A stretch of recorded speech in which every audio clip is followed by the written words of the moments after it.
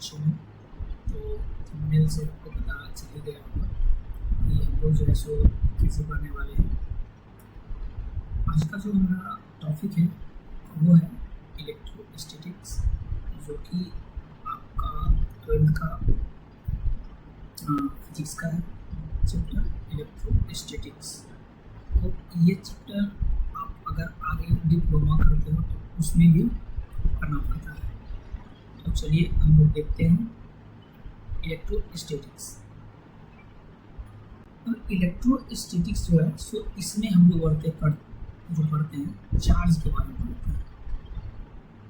Charge के बारे में पढ़ते हैं, चार्ज यानी कि आवेश के बारे में पढ़ते हैं, आवेश के बारे में पढ़ते हैं। लेकिन जो आवेश के बारे में पढ़ते हैं वो आवेश होता है स्थिर, यानी कि रुका हुआ। हम मूवेबल आवेश के बारे में नहीं पढ़ते। इसमें हम रुका हुआ जो स्थिर आवेश है उसके बारे में पढ़ते हैं और उसके प्रभावों के बारे में पढ़ते हैं। तो सबसे पहले हम देखते हैं कि इलेक्ट्रिक चार्ज जो है यानी कि विद्युत आवेश है वो क्या है। अब विद्युत आवेश जो है, जब आप किसी भी दो वस्तु को आपस में अगर रगड़ते हैं तो ये पदार्थ जो है सो जो वो वस्तु है वो हल्की हल्की वस्तु को अपनी ओर आकर्षित करता है। तो इस स्थिति में ये जो पदार्थ जो है आवेशित हो जाता है, जिसे हम लोग विद्युत में भी कहते हैं। जैसे कि अगर आप कांच की अगर कोई छड़ ले और उसे रेशम पे रगड़ते हैं तो वो कांच के जो छड़ है वो आवेशित हो जाता है। तो वो अपने से हल्की वस्तु को अपनी ओर आकर्षित करता है। जैसे कि मान लें अगर आपके पास पेन है और आप अगर अपने बाल में उसे रगड़ें और फिर उस पेन को कागज़ के छोटे छोटे टुकड़े के पास ले जाएं तो उसमें चिपकने लगता है। दैट मीन्स कि उस पेन पे क्या हो गया, आवेश आ गया। तो इसी के बारे में हम लोग पढ़ने वाले हैं।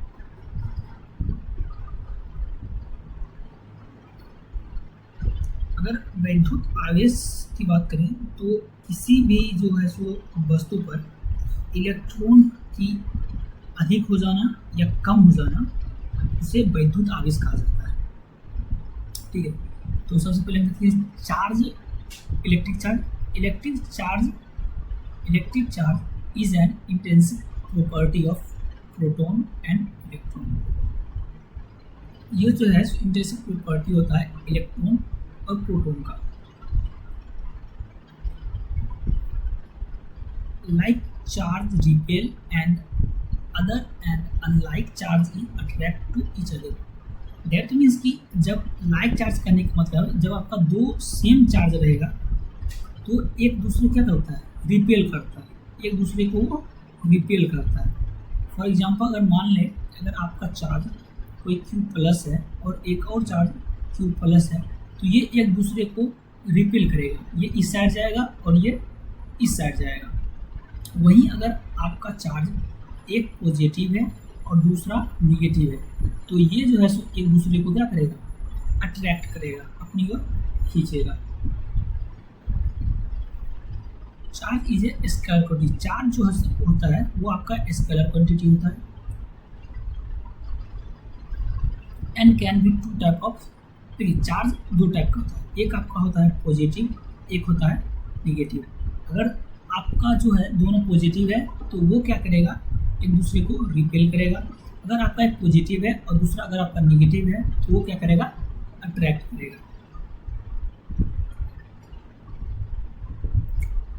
Quantum of charge is E. Charge को हम लोग ई से डिनोट करते हैं। During the process electric charge is isothermal system.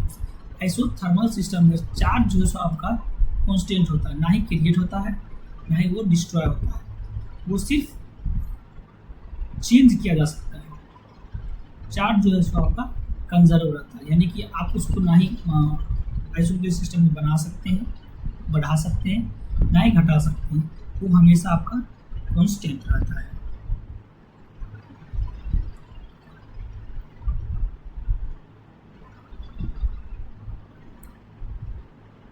अगर हम इसका SI यूनिट देखें तो SI यूनिट इसका होता है एम्पियर इंटू सेकेंड, जिसको हम लोग कूलम्स के नाम से भी जानते हैं।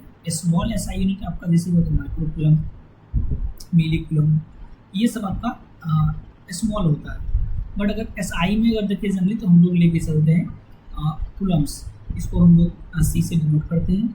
और कूलम जो है सो वो एम्पियर और सेकेंड का मल्टीप्लाई होता है। CGS unit of charge state coulomb होता है, और ESU भी बोलते हैं, जिसको हम लोग electromagnetic unit of charge, electromagnetic unit of charge जो है सो आपका AV कूलम्स होता है। 1 इलेक्ट्रॉन में 3 × 10⁹ स्टेट कूलम्स होता है, जिसे हम लोग 1/10 इक्वल होता है AV कूलम्स के। अगर डायमेंशंस की बात करें तो चार्ज का डायमेंशन हो जाता है 80। आप डायमेंशंस यहाँ से भी निकाल सकते हैं। SI यूनिट इसका क्या होता है एम्पियर इंटू सेकेंड। एम्पियर का डायमेंशन लिखते हैं 8 और टेम्परेचर का सेकेंड का लिखते हैं, यानी कि वो क्या है टाइम है। यहाँ से आपका आ जाएगा इसका डायमेंशन। अगर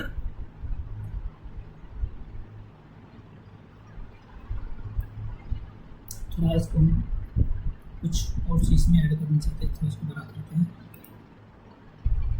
अगर कोई भी वस्तु जो है कोई भी वस्तु हो, चाहे कुछ भी ले लीजिए, अगर वो अगर उसमें इलेक्ट्रॉन्स की कमी हो रही है, अगर किसी वस्तु में इलेक्ट्रॉन्स की अगर कमी हो रही है तो उस पर जो है सो आपका पॉजिटिव चार्ज आता है। अगर किसी वस्तु पर इलेक्ट्रॉन बढ़ रहा है तो उस पर निगेटिव चार्ज आता है।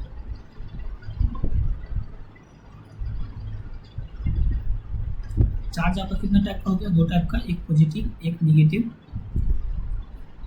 अगर पॉजिटिव तब होगा जब वो इलेक्ट्रॉन छोड़ेगा, इलेक्ट्रॉन की कमी होगी तो उस पर पॉजिटिव चार्ज आएगा। और अगर कोई वस्तु इलेक्ट्रॉन ले रहा है तो उस पर निगेटिव चार्ज होगा। अगर 2 समान चार्ज है, सेम चार्ज, तो वो रिपेल करेगा, और अगर 2 अनलाइक चार्ज है तो वो क्या करेगा?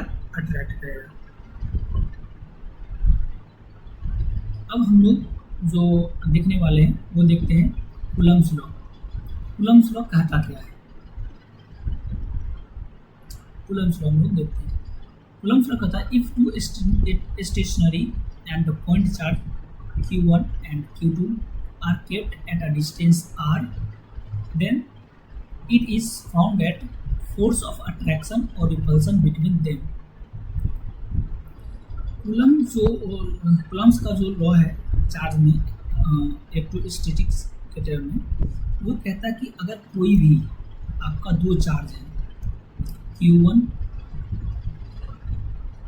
एंड Q2 और कुछ डिस्टेंस पर है, यहाँ से आप समझ सकते हैं, यहाँ पे डायग्राम बना हुआ, तो हम समझने के लिए थोड़ा अच्छे से डायग्राम बनाते हैं।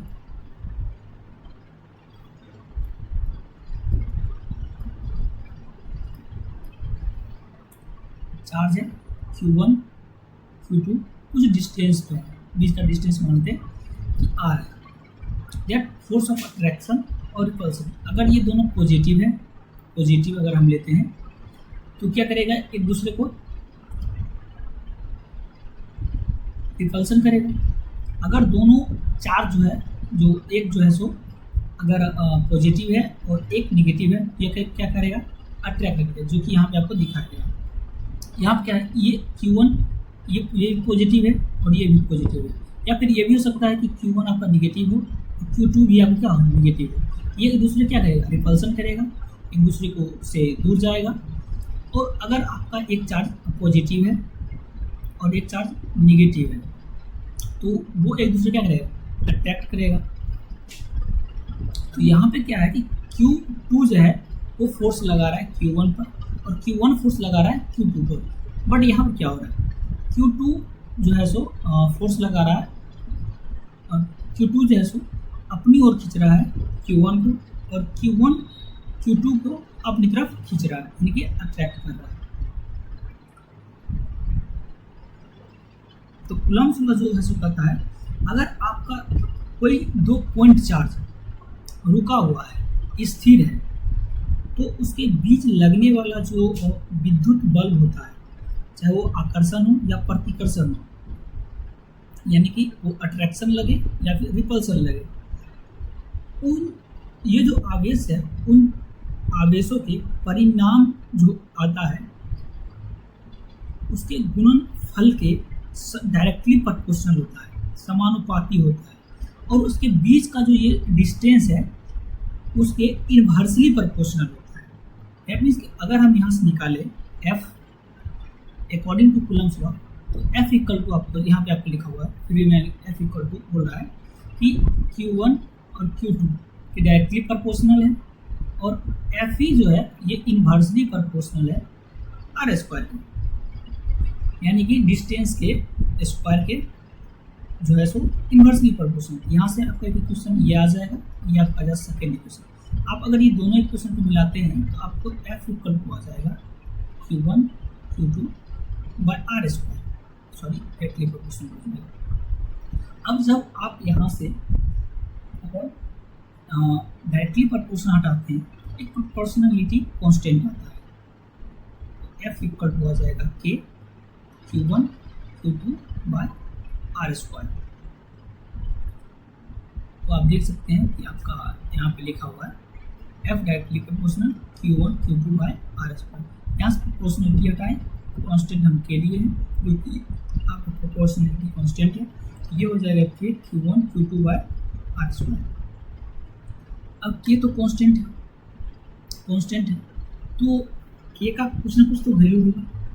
अगर CGS यूनिट में अगर लें तो एयर के लिए K का वैल्यू 1 होता है, तो यहाँ से F इक्वल टू क्या आ जाएगा, K का वैल्यू 1 रख देते हैं, Q1 Q2 by R square dyne, इतना फोर्स वो लगेगा। वही अगर SI यूनिट की बात करें तो वहाँ पे K का वैल्यू होता है 1/4 पाई एप्सिलॉन नॉट, इसको हम लोग बोलते हैं एप्सिलॉन नॉट।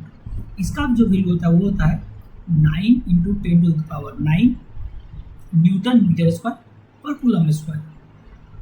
तो यहाँ से F इक्वल टू क्या आ जाएगा, F equal to 1/4 pi epsilon naught Q1 Q2 by R square newton, इतना वैल्यू आपका आएगा। और 1 न्यूटन आप लोग जानते हैं कि 10⁵ डाइन होता है। नेक्स्ट अगर हम चलें तो ये जो आपका एप्सिलॉन नॉट है, एप्सिलॉन नॉट जो है इसको हम लोग बोलते हैं एब्सोल्यूट परमिटिविटी ऑफ एयर और फ्री स्पेस। इसका जो वैल्यू होता है वो होता है 8.85 × 10⁻⁻12 कूलम्ब स्क्वायर पर न्यूटन मीटर स्क्वायर। इसी को मिलते फराडे पर मीटर। अगर इसका डायमेंशन की बात करें तो इसका डायमेंशन आपका हो जाता है एप्सिलॉन नॉट का n⁻⁻1 l⁻⁻3 e⁻⁴ e⁻², ये होता है इसका dimension.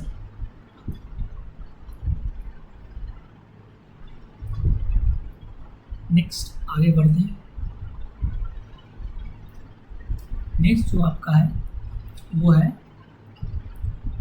Vector form of Coulomb's law.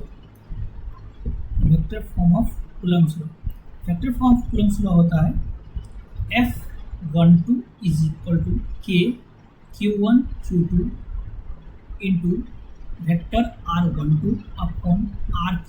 इसी को जब आप सॉल्व करिएगा तो आपको आएगा K Q1 Q2 by R square into R⁻12, यानी कि इसको हम लोग पढ़ते हैं कैप, ऊपर में जो ये जो लिखा है आपका R ऐसे करके जो है इसको हम बोलते हैं R⁻12।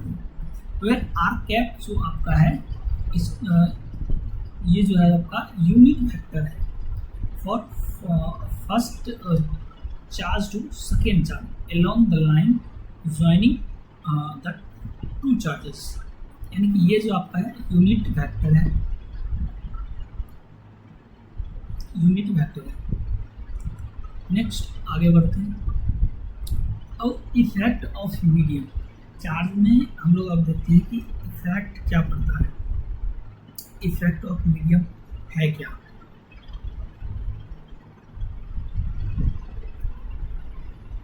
तो मीडियम का इफेक्ट तो पड़ता होगा, कुछ ना कुछ तो इफेक्ट पड़ेगा। तो देखते हैं कि इफेक्ट ऑफ मीडियम क्या होता है चार्ज का। When an dielectric medium is completely filled in between charge arranged of the charges inside the dielectric medium takes place and the force between the same two charges decreases by the factor of k, dielectric constant। Effect जो है ये दिखा रहा है कि अगर आपका कोई भी दो चार्ज के बीच अगर कोई इंसुलेटिंग मीडियम आ रहा है between two charges arrange of the charge inside the dielectric medium takes place, यानी कि अगर आपके दो चार्ज के बीच अगर कोई इंसुलेटिंग जो है सो इंसुलेशन मीडियम रख दिया जाए, जैसे पानी हो गया या फिर प्लास्टिक हो गया, अगर ये सब रख दिया जाए तो उसके बीच का जो अट्रैक्शन और रिपल्सन फोर्स होता है वो क्या होता है कि आपका डिक्रीज हो जाता है, वो जैसा डिक्रीज हो जाता है।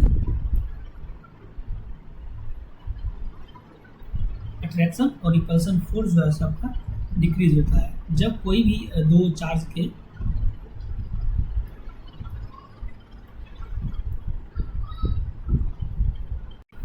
तो जब भी कोई दो चार्ज के बीच आपका एक क्यू चार्ज है, आपका एक यहाँ पे होगा क्यू चार्ज, सॉरी ये हो जा रहा है, इसको लेते हैं।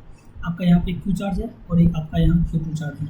इन दोनों के बीच अगर यहाँ पे मीडियम रख दिया गया है तो इससे क्या हुआ है कि इसका जो फोर्स ऑफ अट्रैक्शन और रिपल्सन है वो क्या होता है कि डिक्रीज हो जाता है कोई इंसुलेटिंग मीडियम आने से।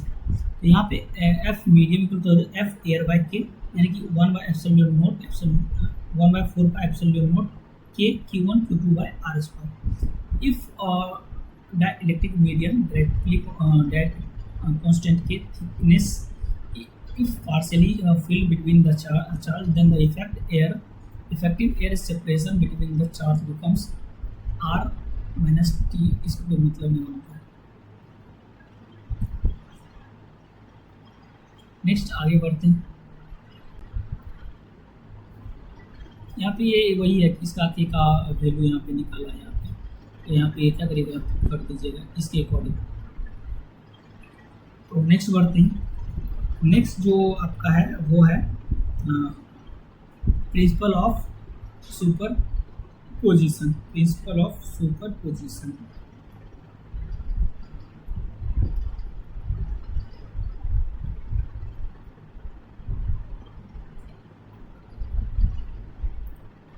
प्रिंसिपल सुपर पोजिशन को हम लोग जो है सो इस नाम से जानते हैं, जिसको हम लोग बोलते हैं बलों के अध्यारोपण का सिद्धांत। इसे हम लोग बोलते हैं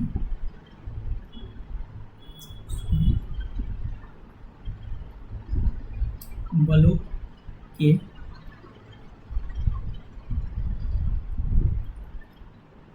अध्यारोपण का सिद्धांत। इसको हम लोग बलों के अध्यारोपण के सिद्धांत के नाम से जानते हैं। तो ये जो प्रिंसिपल है ये कहता है कि जब किसी बिंदु आवेश पर यानी पॉइंट चार्ज पर अन्य सभी जो और अलग अलग जो चार्जेस हैं उस चार्जेस के कारण जो उस पर बल लगता है, उस बिंदु के जो आपका यहाँ पर जो बल लगता है अलग अलग पॉइंट चार्ज के कारण, उस बिंदु आवेश पर प्रत्येक आवेश द्वारा लगाए गए सभी बलों के सदिश योग के बराबर होता है। कहने का मतलब है कि ये एक आपका पॉइंट चार्ज है, इस पर सभी अलग अलग पॉइंट चार्ज क्या कर रहा है कि फोर्स लगा रहा है। तो इस पर जो नेट फोर्स आएगा, इसका जो नेट फोर्स आता है इस पर, वो आता है जितना भी अलग अलग चार्ज का फोर्स लग रहा है उसके vector sum of vector form के इक्वल होता है। तो यहाँ से अगर हम देखें तो एफ वेक्टर नेट क्या हो जाएगा, F1 vector plus F2 vector plus F3 vector, इसी तरह से ये आगे बढ़ते जाएगा। इसके यानी कि इस प्रिंसिपल का सीधा कहने का मतलब है कि अगर आपका कोई पहले से पॉइंट चार्ज है और इस पर कई अलग अलग पॉइंट चार्ज पर फोर्स लगा रहा है, तो वो जो आपका नेट वेक्टर फोर्स आएगा वो जितना भी अलग अलग चार्ज के कारण इस पर फोर्स लग रहा है उसके वेक्टर सम के बराबर होता है। तो यहाँ से आपका एक फॉर्मूला आता है, अकॉर्डिंग टू इस डायग्राम के अनुसार एफ नेट अगर निकालना चाहे तो वो आपका होता है F net equal to root under F1, यहाँ पे फिर से लिख देते हैं F net equal to root under F1 plus F2 का square plus 2 F1 F2 cos theta. तो यहाँ से 10 अगर अल्फा निकालें 10 अल्फा तो वो आपका है F2 sine theta upon F1 plus F2 cos theta. तो ये जो फार्मूला है काफ़ी जो है सो यूजफुल होने वाला है। न्यूमेरिकल्स इस पर काफ़ी बार पूछा गया, तो ये आपका हो जाएगा। काफ़ी का VBI है, मतलब जितना भी चीज़ है इसमें VBI है आपका। ये भी कई बार पूछा गया है, कूलम्ब्स लॉ पूछा ही जाता है लगभग हर बार। तो आप इसे कोशिश करिए कि ज़्यादा से ज़्यादा चीज़ों को याद रखें। नेक्स्ट हम लोग आगे बढ़ते हैं।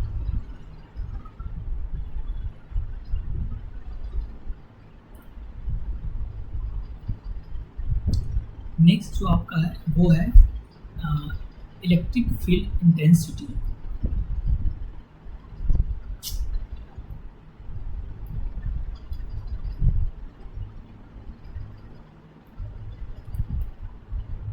नेक्स्ट आपका इलेक्ट्रिक फील्ड इंटेंसिटी, जिसको हम लोग कैपिटल ई से नोट करते हैं। तो ये क्या होता है कि the electric field intensity at any point is defined as the force expressed by a unit positive charge replaced at that point. Vector E is equal to vector F upon Q naught, where Q naught is tends to 0। Zero नहीं है but वो tense to 0 यानी कि 0 की तरफ बढ़ रहा है। तो यहाँ से हम लोग लिमिट लगा के निकालते हैं E equal to limit Q naught tends to 0 vector F upon Q naught. तो ये लोग याद रखिएगा, फॉर्मूला भी एंड इसका डेफिनेशन भी।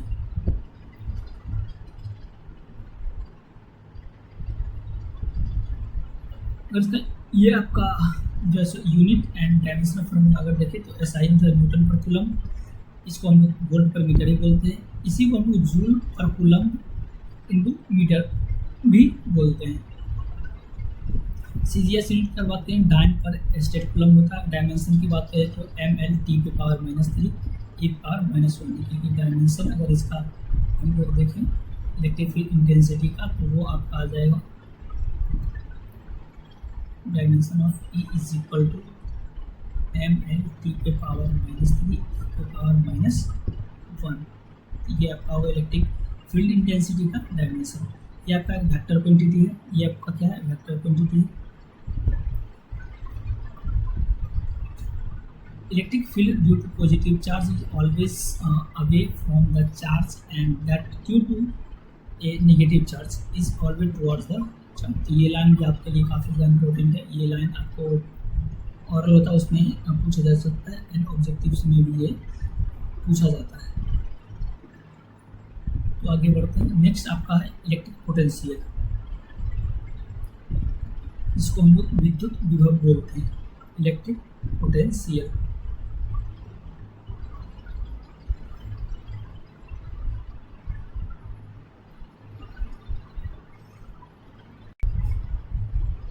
तो अगर हम इलेक्ट्रिक पोटेंशियल को समझें तो सिंपल वे में समझते हैं कि इलेक्ट्रिक पोटेंशियल क्या चीज़ बताता है।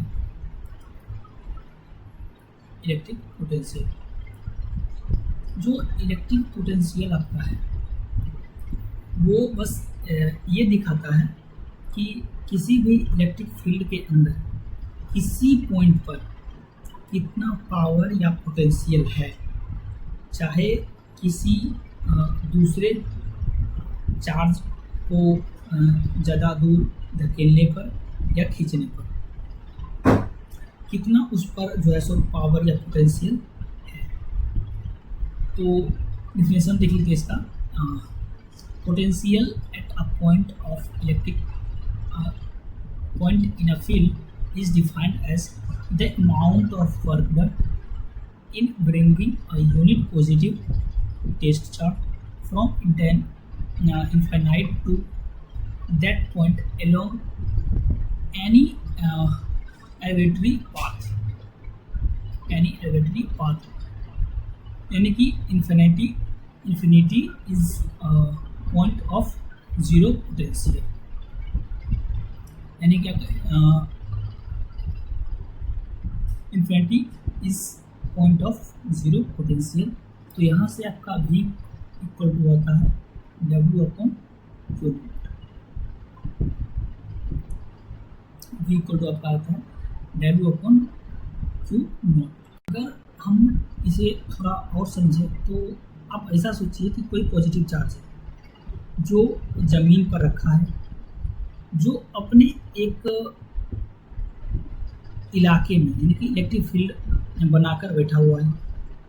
कोई एक पॉजिटिव चार्ज है, ऐसे समझ कोई एक पॉजिटिव चार्ज है, ये ज़मीन पर बैठा हुआ है, इसका कुछ इलेक्ट्रिक फील्ड होगा, कुछ इलेक्ट्रिक फील्ड होगा जो अपना इलाके क्या है, इलाका बना के ये बैठा हुआ है। अब आप दूर से एक छोटा पॉजिटिव चार्ज को जो है सो इसके इलाके में लाना चाहते हैं।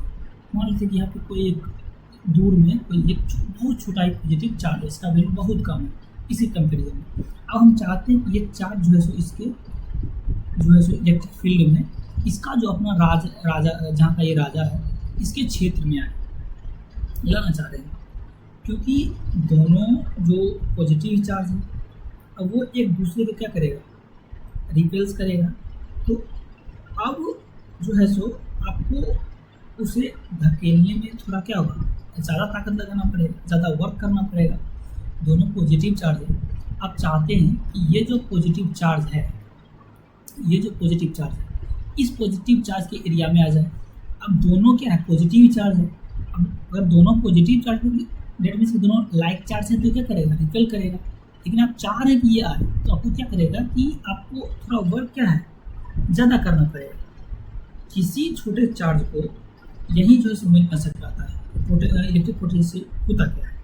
अब किसी भी छोटे चार्ज को मान लीजिए इनफाइनाइट से बहुत दूर से किसी पॉइंट तक लाने में जो आपको वर्क करना पड़ता है, जो आप वर्क करते हैं वही पॉइंट का इलेक्ट्रिक पोटेंशियल बन जाता है। वही जो उस पॉइंट का जो है सो इलेक्ट्रिक पोटेंशियल बन जाता है। तो वहीं से ये फॉर्मूला आता है V equal to W/Q not, जहाँ की आपका W क्या है, वर्क डन है, और Q क्या है, Q नॉट साइज हो गया। तो इसका यूनिट क्या आ जाएगा, वोल्ट। अगर यूनिट की बात करें तो क्या हो जाएगा, वोल्ट। नीचे आपका लिखा हुआ है, देख सकते हैं कि आपका जो यूनिट आता है वो होता है इसका यूनिट वोल्ट, जिसको हम लोग जूल पर कूलम भी बोलते हैं। यहाँ से ये क्या हो जाएगा, वर्क का यूनिट क्या होता है, जूल। चार्ज का कूलम, तो जूल पर कूलम को हम लोग क्या बोलते हैं, वोल्ट बोलते हैं। यहाँ पे आपका सीजीएस यूनिट लिखा हुआ है। अगर डायमेंशंस की बात करें, डायमेंशंस का होता है ml² T⁻³ 1 power minus rho. तो यहाँ से फॉर्मूला आपका आता है पोटेंशियल सिस्टम में V इक्वल टू, तो यहाँ से आपका फॉर्मूला आ जाता है V इक्वल टू के Q1/R प्लस के Q2/R2 प्लस के Q3/R3 प्लस के, अब जिस तरह से वो चार्ज रहेगा उस तरह से ये आपका आते जाएगा। ये आपका फॉर्मूला हो गया। अगर आप लोग मतलब चाहते हैं कि फार्मूला का डेरिवेशन अगर आप लोग चाहते हैं तो कमेंट में बता सकते हैं, तो हम जो है सो उसका डेरिवेशन भी करते हुए जाएंगे। ठीक है, तो जितना भी आपका अलग अलग आएगा उस सबका डेरिवेशन करेंगे।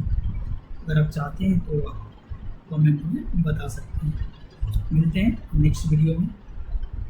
आज के लिए इतना ही। और अभी तक अपने चैनल को सब्सक्राइब नहीं किया है और आपको अगर वीडियो पसंद आया है तो आप चैनल को सब्सक्राइब कीजिए। ये चैनल जो है सभी नया ही बना है, मतलब चैनल बहुत पुराना है बट अभी हम लोग नया में स्टार्ट किए वीडियो डालना। तो अगर रिस्पॉन्स अच्छा रहा तो कंटिन्यू वीडियो आएगा। मिलते हैं नेक्स्ट वीडियो में। और अगर आप लोग कुछ इम्प्रूव करवाना चाहते हो तो कमेंट में बता सकते हैं। जय हिंद।